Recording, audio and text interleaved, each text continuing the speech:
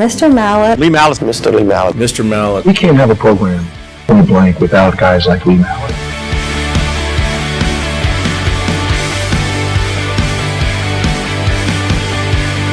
Lee Mallett has been a real big supporter to our basketball program over here at Iowa High School by sponsoring our tournament for the last 5 years. He donated the field house for baseball. He's donated batting cages for baseball. He built us this awesome batting cage that we have, and he really did help us out a lot. The batting cages are tremendous help, not just for our kids now, but our future generation of kids, because it gives them an opportunity to where we really don't have days off. We can take ground balls underneath. We can constantly have days where we're working and out of the weather. For him to be able to step up and donate it to us was great. It was great for us and great for the school, and it's going to be great for the community and the kids' futures to come.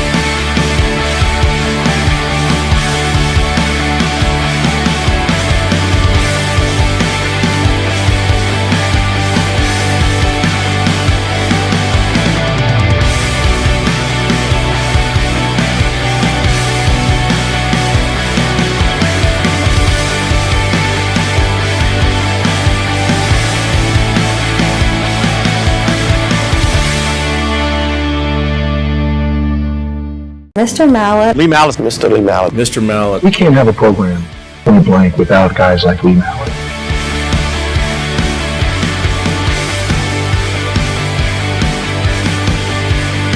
Lee Mallett has been a real big supporter to our basketball program over here at Iowa High School by sponsoring our tournament for the last 5 years. He donated the field house for baseball. He's donated batting cages for baseball. He built us this awesome batting cage that we have, and he really did help us out a lot.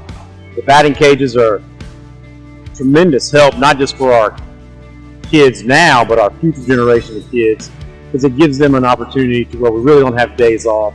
We can take ground balls underneath. We can constantly have days where we're working and out of the weather. For him to be able to step up and donate it to us was great.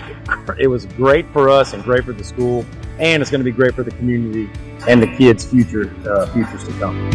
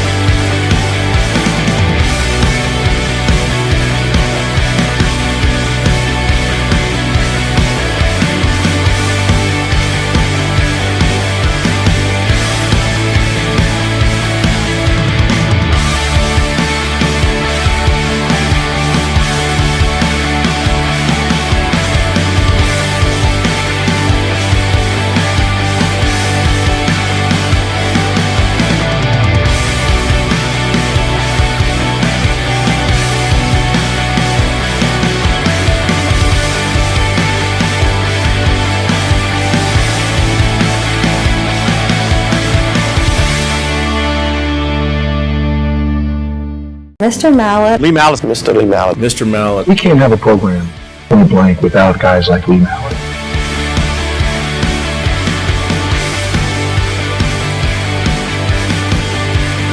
Lee Mallett has been Hello, Lee Mallett with Louisiana Politics and News Today. I got my guest here. Y'all might recognize him. Heath Schroeder. He's the AD at McNeese. And Heath, we're glad to have you here today, man. I appreciate it, Lee. Thanks for having me. No problem. Well, why don't you I've been waiting to be on this thing. Well, Thanks for finally getting me on here. You know what? He's going to take my place here shortly. Why don't you, I know a lot of people know you in Lake Charles. Why don't you tell people, how long you've been here and what you've accomplished at McNeese. And for those who don't, they probably heard of you. They've probably seen you on commercials. Yeah. Tell us about Heath first. I'm a single guy with a special needs son that is my heart and soul. I'm a first generation college student, and I was born, from my dad was a dairy farmer, my mom was a beautician, so very blue collar roots. Without a scholarship, I would have never went to college. Ended up getting a basketball scholarship, moving on. I coached college basketball for 26 years. and had a great run, and then transitioned into administration. I got, the two things, and Lee, you know this about me, the two things that I'm the most proud of are my two children. My daughter is 27 years old. Her name is Sierra. She works at ESPN in Bristol, Connecticut, and my son is 22. And he's on the spectrum. I've had custody of him since he was 9, and actually works on the grounds crew at McNeese. We've done a lot of stuff at McNeese. Obviously, Lee, you've been a huge part of it. Our success, we're starting to reap some of the fruits of our labor. We obviously hit some tough times, 5, 6, 7 years ago, but we've come out of it, and I just love where we're at. Well, now that you bring up that, the tough times is during the hurricane, I think. I know a lot of people experienced a lot of damage, but tell us what happened at McNeese. What occurred? And by the way, folks, if you got a question, send it in, and we'll get Heath to answer any questions y'all might have while we're having this conversation. Yeah. Well, I've told people this. The day after the hurricane, August 28th of 2020, we were by far the worst Division I program in the country. Like everybody, we were coming off COVID. But when I took over as the AD, I inherited a $3 million deficit, and every single facility was destroyed. So that moment in time, that day,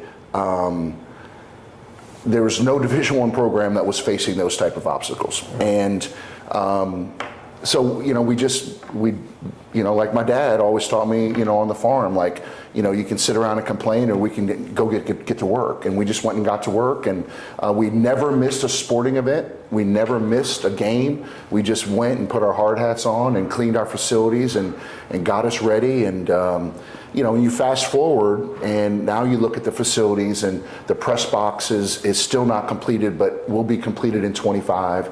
You look at the Legacy Center, our baseball stadium, all the facilities we had to rebuild. And it was a really, really trying time, but I learned a lot. I mean, it was within my first year of taking over as the AD, and you're thrown that kind of obstacle. You have 400 student athletes that you have to move all across the country because they're all displaced, getting them back. And then also, I took it as a huge responsibility, Lee, because McNeese is the soul and the backbone of Southwest Louisiana. And I thought it was my responsibility to lead this department and school to rebuild. And by doing that, we were going to allow the university community to rebuild. And I think that they needed hope. I think they needed someone to talk about hope, and we're going to get better, and we're going to come back bigger and better than we've ever been. And to be honest with you, we have. How's that deficit? Oh, it's not a deficit anymore. We took, like I said, it was $3 million. We've been in the black for the last 2 years. First time ever in McNeese history that we've operated in the black. And a big part of that, and I'm sure we'll get to this, is, and you were obviously a huge part of this, is we brought all of our corporate sponsorships in-house. So Dr. Roos, who's now the president, he was over the foundation at the time. And I remember I was on the job at McNeese as the AD for, maybe 3 months, and I went to Dr. Brickell at the time, and I said, look, I want to fire Learfield. And they were the third party who went out and did all of our corporate sponsorships. Right. And they, the line item in the budget was $400,000. And, I watched them for 3 months, and I said to myself, if those guys can sell $400,000, I promise you I can do more than that. Right. And when I went to Dr. Brickell, he kind of looked at me like I had 3 heads, because, and rightfully so. I'm new, and, you have a $3 million deficit, and you want to take $400,000 and wipe it off. But I believed in Dr. Roos, and I believed in the vision, and we brought all of it in-house. We literally started from scratch, the McNeese Athletic Foundation, and by doing that, 30 cents of every dollar doesn't go to a corporate office anymore. Everything stays here. And when we go do contracts, I'm the one that sits down with them and does it, not someone that's just a GM that gets brought in from whoever and wherever that doesn't know Lee Mallett or doesn't know the Ryan Navars or whoever in the community. And it's just more personable. and it's grown. We've went literally from $400,000 to over $2.5 million. Well, and I'm going to give you a compliment. There's no question that was a great move, because as most of you know who know him, he took the bull by the horns, and he went and met the corporate sponsors. Yeah. And I was one of them. And I can tell you that from my position or my standpoint, had it not been for you, I don't know if I'd be as involved as I am today, to be quite honest about it. So when you took it from that corporate entity and made it personal as an AD, because that gets into my next question for you. You said that the university is the soul of this community. Yeah. I have my opinion of that. I want to know, why do you think that? Why do you say that? A lot of reasons, but I think it comes down to something pretty simple, is everyone bleeds blue and gold here. And there's just a sense of community in Southwest Louisiana that's different. Look, I've been at 9 different Division I institutions. I've coached at the highest level. I've been, lived in 9 different places. I've never been around a community that supports their athletic programs like McNeese. And I'll go a step farther. I think it's like that in Louisiana. I think, when people told me I was coming to Louisiana, they said, well, you're either going to love it or you hate it. And I absolutely just love it. I mean, it's become home for me. It's become home for my son. Like, I absolutely love it. And but I think it really, Lee, it comes down to the people support a lot of things in this community. There's festivals, there's community engagements. We go to a lot of those things together, fundraisers to help all kinds of causes. But the common thing is McNeese. What do you think the economic development to this community McNeese brings to? Well, I'll tell you, it's millions and millions of dollars. And I will tell you this, for example, when I negotiated and brought the conference tournament here, it's over $3 million of an economic impact to this community over a week. So, where does McNeese? And that was really, really important to me. And I remember when I negotiated the deal, we were just coming out of the hurricanes and a rebuild, and it was probably one of the proudest moments for me when I signed that deal, because I knew that all the little restaurants, the hotels, all the people who supported us were going to benefit from this. Yep. It wasn't just, we're going to have a chance to win basketball games. That's a big, obviously, part of it. But to give back to this community in that way from a financial standpoint, I'll never be able to write that kind of check personally, but to bring that kind of impact economically here was something that when I'm done, I'll be probably the most proud of. Well, when you start talking about McNeese, it's a way we keep kids in Lake Charles. Oh, for sure. Without a college, we wouldn't be producing young men to go to the industries that are produced here. In fact, do you not think that if we lost McNeese, it would probably hurt us bringing in industries? Because that school produces engineers. We're producing something that's needed, but it's an economic development for our community. Oh, 100%. Yeah, think about it. You look at the 5-parish area, right? And we need to own that area as far as recruiting. I think that, I think Dr. Burkell was the right president for the right time. His empathy and all the special traits that he has during that time of COVID and the hurricanes was needed. I think right now, Dr. Roos is the right guy. Because he's aggressive, and we need to get out there and we need to hold people accountable on campus first and foremost, and we need to be able to get out and sell what we have. We have a great university, we have a great community, and there's no reason for us to look, it comes down to recruiting students and keeping people here, and when you do that, then those are the people that's going to go work in the plants, right, and become engineers and doctors. And our nursing school is, it's unbelievable. And like the hospital, you look at like Memorial and the hospitals we have here. Yep. We are a foundation for the future of the workforce and the future of this area. Yep, no, I totally agree. You brought up Dr. Rouse, who's going to be here next week, folks, 3 o'clock on Tuesday. We're going to bring Dr. Rouse in, but I want to get your take on Dr. Rouse. You mentioned him a little bit. Yeah. I've had the opportunity to meet him, and I think you're correct. He's going to be a tremendous asset, and I think I want to compliment and I want to tell everybody I thought Dr. Burkell during his term did a great job. Mm-hmm. Now, I want to take nothing away from Dr. Burkell, but things change, and now it's a new day. And I think Dr. Rouse, what's your take? You've known him. He's my best. He's my best friend I mean, he and I work very, very closely together. He has a few things that always stick in my mind, right? And he always says, you can't manage what you don't measure. Yep. So every single unit on campus is going to have objectives, and they're going to be held accountable to those objectives. Mm-hmm. He also talks about, you can't be held accountable if you don't have autonomy. Like, you have to own it. As an athletic department, I have to own the successes that we have and the financial aspect that we have. So I think just bringing that type of business sense into a university where we're just not continuing to just, live off of, trying to print money, if you will. Right. But bringing accountability, but also the energy. The energy that he has, he has spoken to so many high schools, and he's already, he's out. He's recruiting. 100%. And he's living in the dorm. Yeah. How he got Angela to do that, I'll never know. But he's living. Folks, what he's saying is Dr. Rouse, is the new president, is actually living on campus in the dorm with the kids. 100%. And I asked him, I said, Doc, what, he's like, hey, listen, I believe that that's a commitment.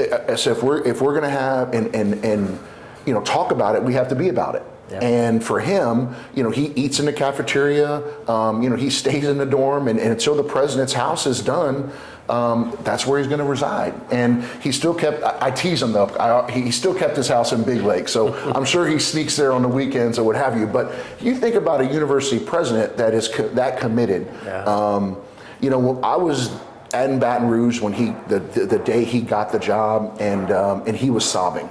Yeah. He wants to make a difference. McNeese changed his life. And I'm sure he's going to tell you, Dr. Roos is going to tell you the story about how he grew up, I'm sure, next week. But he is a phenomenal man, but he's an unbelievable leader. Yeah. And I tell you,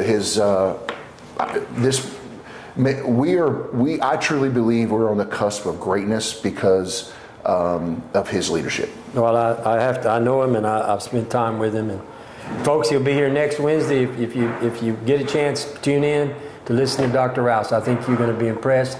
And if you don't know him, you need to get to know him. Just like if you don't know Heath, you need to get to know Heath. I know these guys, and I have a lot of respect for them. Let's get to our next question here. Okay. Let's talk about Will Wade. I'm sure everybody's going to want to know. Everyone wants to know about Will Wade. Will Wade stayed with us. He did. It's an interesting story how to get him, and you and I, it's a funny story. I'm sure the listeners will like this, but we had dinner, and you and I had dinner, and I think it was for your birthday. I took you to dinner, and we talked about basketball, and you said, well, how are we going to fix basketball, et cetera, and I said to you, I think I can get Will Wade, and from there, we had conversations with Coach, and look, it got very hairy. He was a wanted guy, yeah. But he loves Louisiana. He's told me numerous times he wanted to go somewhere because of what happened to him in the past. He wanted to go somewhere where not only was he wanted, but somewhere with people he could trust. Yeah. And so we got him to come here, and the funny thing is that when we got him here, Lee, we didn't know if he was going to be able to coach. And so I remember going to sit with Dr. Burkell and Dr. Roos about, hey, listen, I can get Will Wade, but there is a chance. And I talked to his lawyer at the time. It's like, hey, there's a 30-40% chance he's not going to coach again. Well, the way I think is, well, that means there's a 60 to 70% chance he is. Right. So we went for it, and we didn't know until a couple months after we hired him, and we implemented some suspensions for him and did those things to be proactive and work with the NCAA. But everyone makes mistakes. He's owned those. He paid his price. Exactly right. He's paid his price, but he has been unbelievable for this community. You go to all the games. Did it surprise you he made it to the Final Four? I mean, I wanted him to get to the That he made it to the NCAA tournament. First year here. First year. Goes there, loses in the first round to the team that I think made it all the way to the Sweet 16. Sweet 16. Gonzaga. Yeah. Gonzaga. So, did that surprise you? It didn't. Well, I shouldn't say that. I thought we were going to be much improved. I thought we were going to be really good. But the thing, he's better than advertised. He is. There's no doubt in my mind that Will Wade will win a national championship one day as a coach. Somewhere. Because he is that good. He works that hard. He's that disciplined. So getting there first year was unbelievable. And here's the funny thing, Lee. I'm telling you, this year we're better. Oh, I know. We have a better team this year, and now we can't get anybody to play us. So our record might not be as glossy, but come March, we're going to have a better basketball team. Well, it's good they didn't want to play you. They're scared. They're scared of us. But I will tell you this, though, and I've told Will this, that there's no doubt in my mind that I think Will Wade will win a national championship, but he will never have more of an impact on a community than he's had for this one. No, there's no question that he's lifted this community up, and it really came at a good time right after the storm. Absolutely. That he was able to bring it back. I can recall going to the arena before he brought the enthusiasm back to the area, and it's a great facility, which I'm going to talk about that shortly. People weren't coming. It was empty. Absolutely. And he packed that baby every game. It became exciting. That's right. To go watch him play or watch his team play, watch him coach. And it's really been I think people really started enjoying going back to McNeese because it had been so long since we had that type of for sure deal. Then speaking of that, tell everybody about those who haven't been to the Legacy facility. It needs to tell you a little bit about it. You need to come see it. It's a gorgeous place. Well, when the hurricane happened, it was very unfortunate. But we were able to do some things. When I took over as the AD, there were some things in that building that I wanted to change and wanted to do, putting a